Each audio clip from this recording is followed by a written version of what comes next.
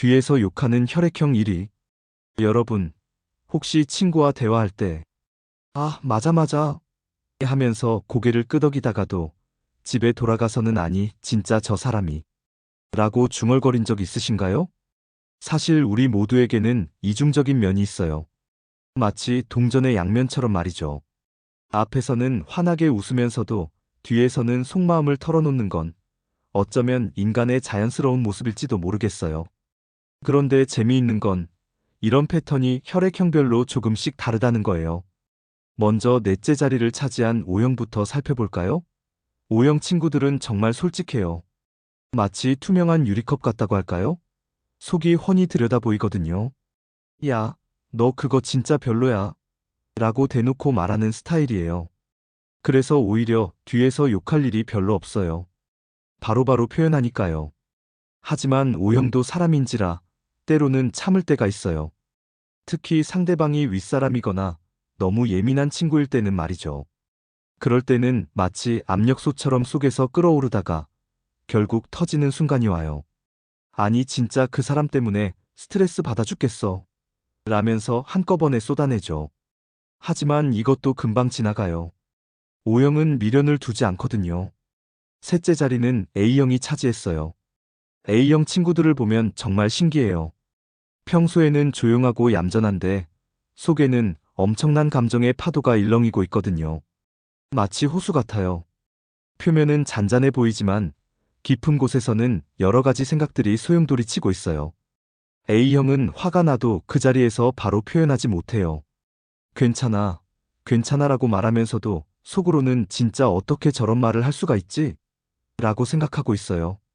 그리고 집에 가서는 베개를 안고 진짜 답답해. 라고 중얼거리거나 친한 친구에게 전화해서 너 그 사람 있잖아. 라면서 긴 이야기를 시작하죠. A형의 뒷담화는 좀 특별해요. 아기가 있다기보다는 속에 쌓인 감정을 정리하려는 과정에 가까워요.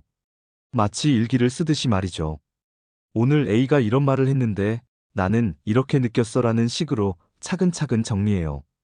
둘째 자리에는 B형이 올랐네요. B형은 정말 기분파예요. 날씨처럼 변덕스럽죠. 아침에는 해가 쨍쨍하다가도 오후에는 갑자기 소나기가 내리는 것처럼요.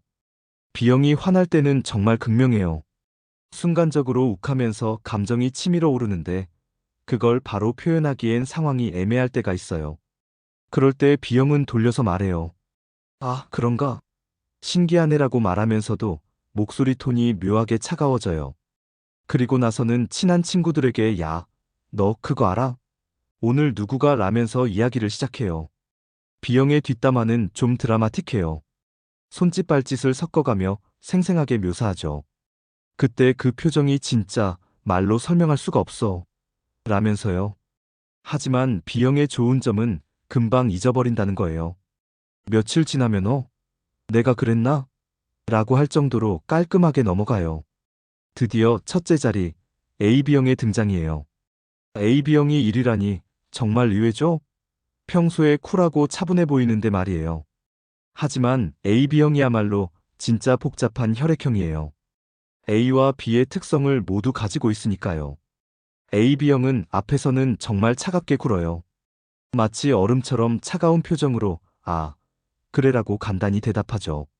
하지만 속으로는 엄청난 계산을 하고 있어요. 마치 체스 게임을 하듯이 여러 수를 앞서 생각하고 있는 거예요. AB형의 뒷담화는 정말 섬세해요. 단순히 감정을 토해내는 게 아니라 상대방의 행동을 분석하고 해석해요. A가 오늘 저런 말을 한 건 아마 이런 의도인 것 같아라면서 심리 분석을 시작하죠.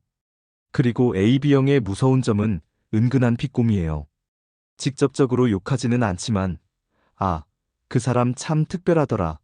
역시 누구답네라는 식으로 돌려서 말해요. 듣는 사람도 이게 칭찬인가 욕인가? 라고 헷갈릴 정도로 절묘해요. AB형은 또 기억력이 좋아요. 몇 달 전에 있었던 일도 생생하게 기억하면서 그때 그 사람이 이랬잖아라고 꺼내놓죠. 마치 파일링을 해둔 것처럼 정확하게요. 하지만 여기서 중요한 건 이런 행동들이 꼭 나쁘다는 게 아니에요. 사실 뒤에서 이야기하는 건 인간의 자연스러운 감정 표현 방식 중 하나거든요. 마치 압력밥솥에서 김이 빠지는 것처럼 스트레스를 해소하는 방법이기도 하죠. 문제는 이게 습관이 되었을 때예요. 처음에는 속이 시원할지 몰라도 계속하다 보면 독이 될 수 있어요.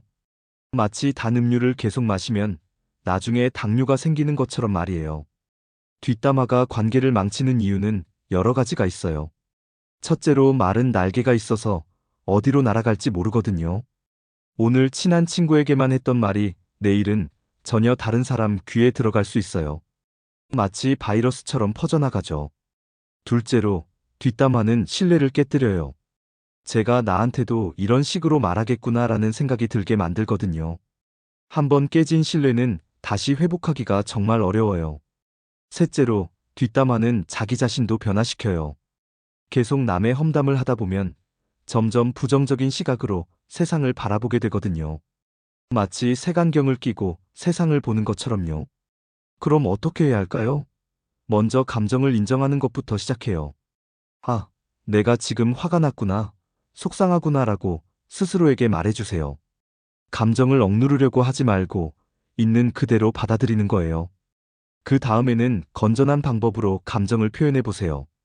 일기를 쓰거나 운동을 하거나 음악을 듣는 것도 좋은 방법이에요. 혹은 직접 그 사람과 대화해 보는 것도 좋죠.